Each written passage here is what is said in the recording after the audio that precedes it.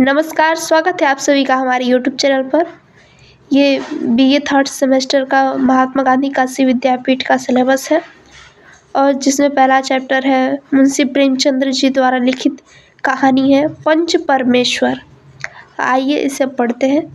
प्रेमचंद द्वारा लिखित कहानी पंच परमेश्वर की कथा वस्तु तो दोस्तों जुम्मन शेख और अलखू चौधरी के पंच होने पर उनकी न्यायप्रियता का वर्णन करती है और बताती है कि पंच परमेश्वर तुल्य होता है। प्रेमचंद जी कहना चाहते हैं कि जो भी न्याय के पद पे बैठा होता है वह किसी भी धर्म, जाति या लिंग में भेदभाव नहीं करता। बिना किसी भेदभाव के वो निष्पक्ष निर्णय लेता है, इसलिए वो परमेश्वर तुल्य होता है। इसलिए पंच का न्याय व्यक्तिगत अलगाव से पृथक सदा सत्य की दिशा में होना चाहिए। प्रेमचंद जी कहते हैं कि जो न्यायिक होता है, जो न्याय के पद पे बैठा होता है, उसका न्याय भले ही सामने वादी के रूप में अपना ही कोई क्यों न हो, फिर भी अपना न्याय निष्पक्ष करना चाहिए।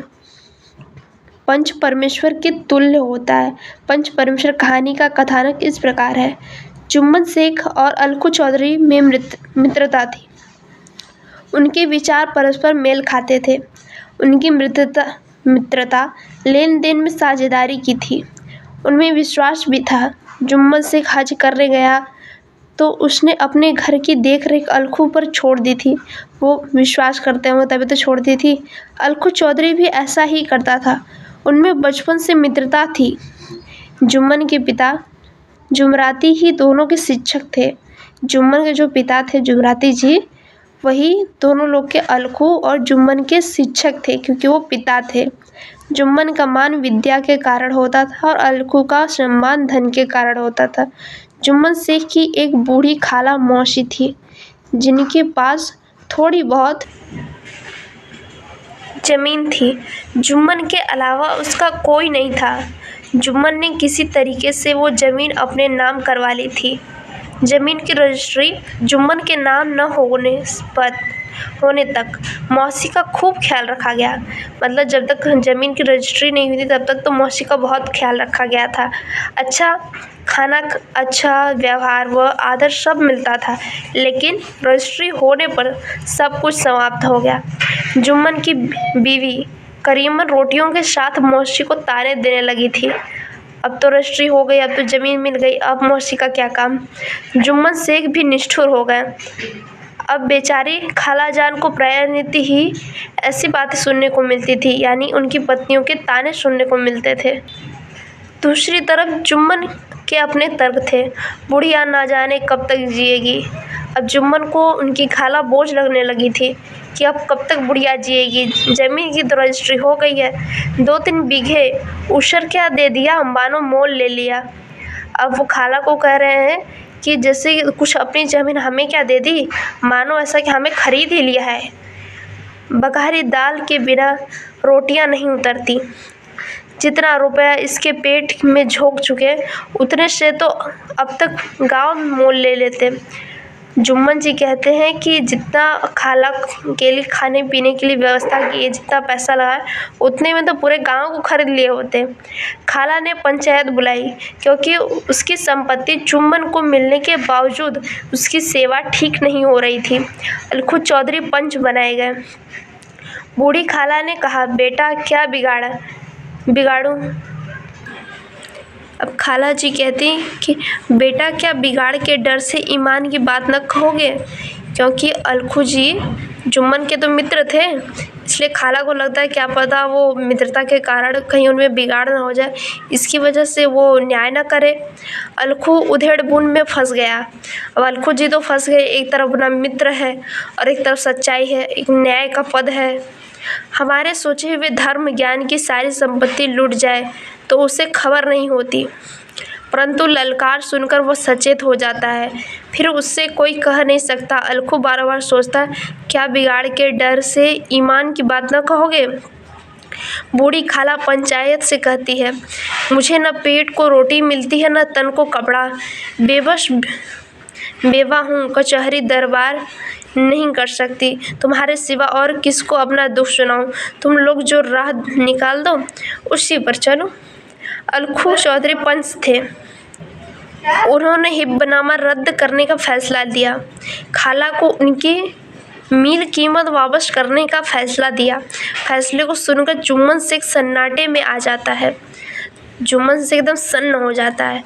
शीघ्र ही दूसरी घटना होती है जिससे जुम्मन शेख को मौका मिलता है अलखू चौधरी और शमशू साहू के बीच पंच बनने का।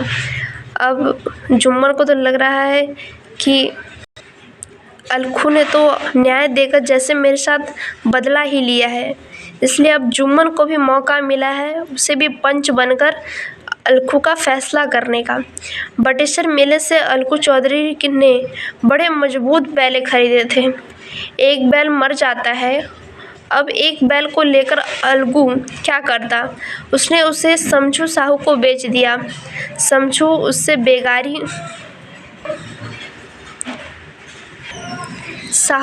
बेगारी लेता था, खूब पिटाई करता, खाने को भरपेट चारा भी नहीं देता था। सड़क पर बैल गिर पड़ता था, वहीं रात काटनी पड़ती थी शमशू साहू को। उसकी पलक झपक जाने पर किसी ने अंटी से रुपए गायब कर दिए। कई कनस्तर तेल भी नदारद हो गया। नहुआइन इन सब के लिए अलखू चौधरी को कोसती है। न निगोड़ा ऐसा कलुच्छनी बैल देता, न जन भर की कमाई लूटती। अब अलखू चौधरी ने बैल का दाम शमशू साहू को देने से इनकार कर देता है। गांव में पंचायत बैठती है। इस बार दृश्य बदल गया था। अलखू वादी है और जुम्मन पंच है। जुम्मन शेख को मन में जिम्मेदारी का भाव आता है। वह बदला लेने की भावना मिटा देता है। जुम्मन सोचता है कि मैं इस वक्त न्याय और धर्म के सर्वोच्च आसन पर बैठा हूँ। मेरे मुंह में इस समय जो निकलेगा वह देववाणी के समान होगा। देववाणी में मनोविकारों का समावेश बिल्कुल नहीं होना चाहिए। मुझे सत्य से जौ भर भी टलना उचित नहीं। अंत में जुम्मन ने फैसला सुनाया। अलखू और शमशू साहू को उचित है कि बैल का पूरा दाम दे। सभी प्रसन्न हुए। पंच परमेश्वर की जय के नारे लगने लगे। इसे कहते हैं न्याय। यह मनुष्य का काम नहीं, पंच में परमेश्वर वास करते हैं। यह उन्हीं की महिमा है। पंच के सामने खोटे को कौन खरा कह सकता है। थोड़ी देर बाद जुम्मन अलखू के पास आए, गले मिलकर बोले, भैया जब तुमने मेरी पंचायत की तब मैं तुम्हारा प्राणघातक शत्रु बन गया था, पर आज मुझे ज्ञात हुआ कि पंच के पद पर बैठकर न कोई किसी का दोस्त है न दुश्मन। न्याय के सिवा उसे और कुछ नहीं सूझता। आज मुझे विश्वास हो गया है कि पंच की जुबान में खुदा बोलता है। अलखू रोने लगा। उसकी आंखों से निकले पानी से दोनों के दिलों का मैल धुल गया। मित्रता की मुरझाई हुई लता फिर हरी भरी हो गई।